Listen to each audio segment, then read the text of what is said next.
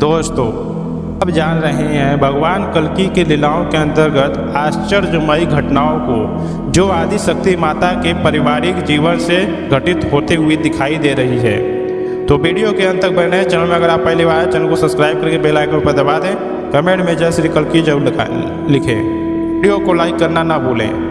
दोस्तों, भगवान कल्कि को मनोज जी को जीवित करना उस गांव में बहुत ही आश्चर्यमय और चमत्कारी घटना दिखाई देने लगी। आपने यहाँ देखा कि उस घर की परिस्थिति बहुत दुखद थी और इस दुख का कारण था उनकी दोनों बेटियाँ पूनम और मृदुल्ला यानी गुड्डी।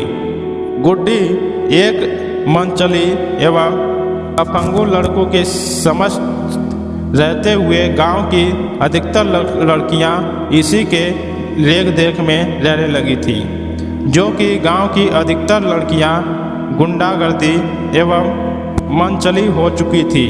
अपने परिवार से बिल्कुल विखंडित एवं मनमाना चल रही थी। उनका किसी पर वश नहीं था और इन सभी का सरदार गुड्डी थी, जो आनंद मोहन की दूसरी पत्नी की लड़की थी। यह कारण था आनंद मोहन की वजह से। आनंद मोहन ने अपनी बेटियों के ऊपर ज़्यादा ठोस या उनको प्रेम भाव न देने के कारण ही हुआ, क्योंकि माता आदि शक्ति के सुंदरता एवं उनकी आकर्षणमयी देह को देखकर हमेशा कामुकता में रहते थे। लेकिन माँ आदि शक्ति हमेशा बचपन से ही बीमार की स्थिति में रहने के कारण यह सब उनकी घटनाएं फीका ही पड़ जाती थी।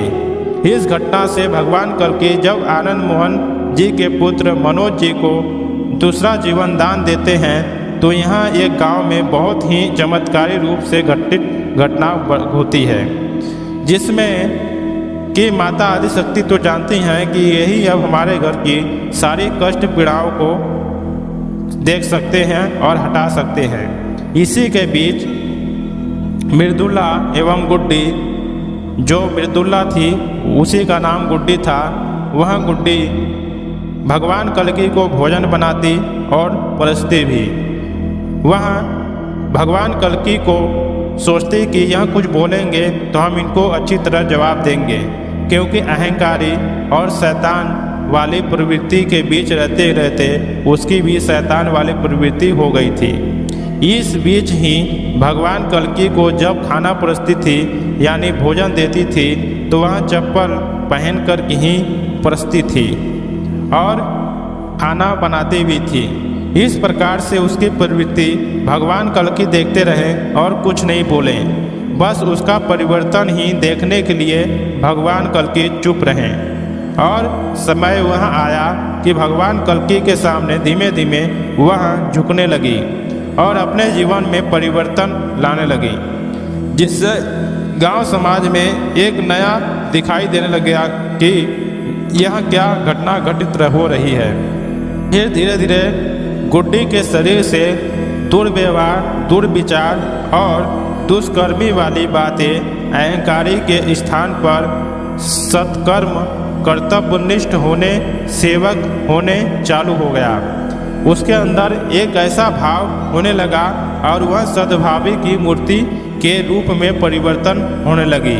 यह कारण था भगवान कल्कि के सेवा और प्रभाव से।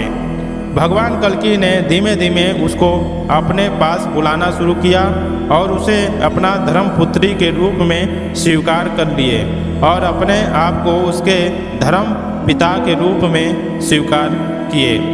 इस पर भगवान कल्कि उसको कई मुद्राएं बताते हैं, जिसमें शीतली मुद्रा, सिद्धकारी मुद्रा एवं भ्रामरी मुद्रा और ओमकारी मुद्रा सैद्धांतिक एवं प्रायोगिक रूप में बतलाएं, जिसकी सिद्धि प्राप्त होते ही उसके जीवन में एक नई क्रांति रूप सौभाग्य रूप में परिवर्तन होने लगा और वहाँ अपने आप को एक पवित्र नारी, एक पवित्र लड़की एवं सौभाग्यवती समझते हुए भगवान कल्कि की सेवा में उच्चतम से उच्चतम, पवित्रतम से पवित्रतम भाव में लग गई। अब वह चूँकि लड़की गुड्डी सभी लड़कियों का अगुआ प्रधान थी, तो उस प्रधान के समक्ष सभी लड़कियां धीमे धीमे अपने आप को गुड्डे के अनुसार रखकर परिवर्तन करने लगी और भगवान कल्कि के पास आकर भक्ति सेवा एवं भक्ति में सत्संग समाधान करने लगी और धीरे धीरे परिवार एवं गांव में सभी जगह उनकी ख्याति फैलने चालू हो गई। धीमे धीमे पूरे गांव में परिवर्तन दिखाई देने लगा। आश्चर्यमय से परिवर्तन होते हुए सभी गांव वाले बहुत ही प्रसन्न हुए।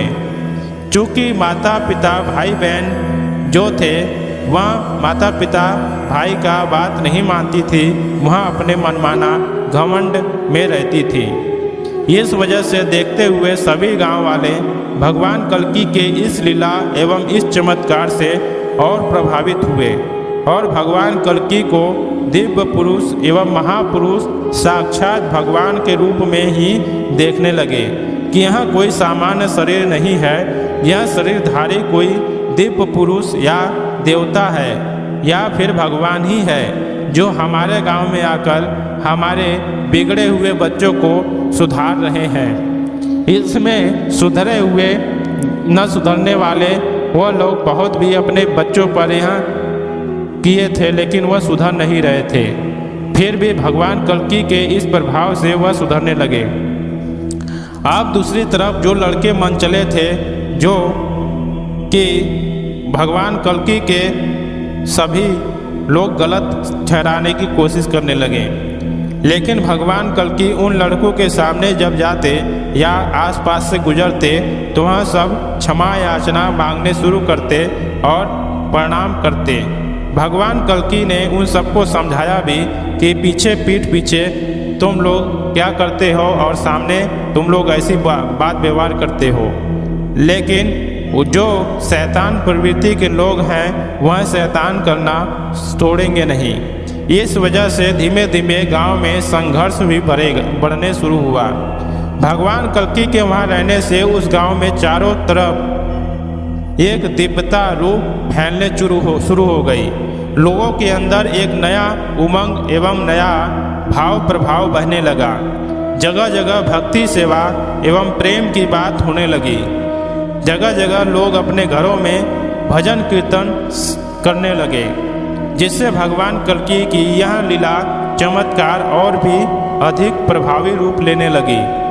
भगवान कल्कि वहाँ पर माता आदिशक्ति को यह विश्वास दिलाना था और कि उस परिवार का पूरा विश्वास भरोसा जीतकर माता आदिशक्ति को सुरक्षित करना ही था, जो कि सबको बताना ही था कि यह कोई सामान्य नहीं साक्षात आदिशक्ति है।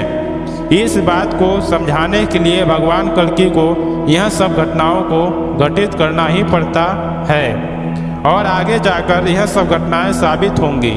तो दोस्तों, भगवान कल्कि के लीलाओं के अंतर्गत यह रहा भगवान कल्कि की चमत्कारी लीलाएं, जिसमें आज तक आपने गुड्डी उर्फ मृदुला और पूनम की घटना जाने हो। आगे चल के इनकी घटनाएं और भी भयंकर रूप लेने वाली है, चमत्कार से और भी चमत्कार रूप में होने वाली है। तो आज के एपिसोड में इतना ही दोस्तों, मिलते हैं नेक्स्ट वीडियो में।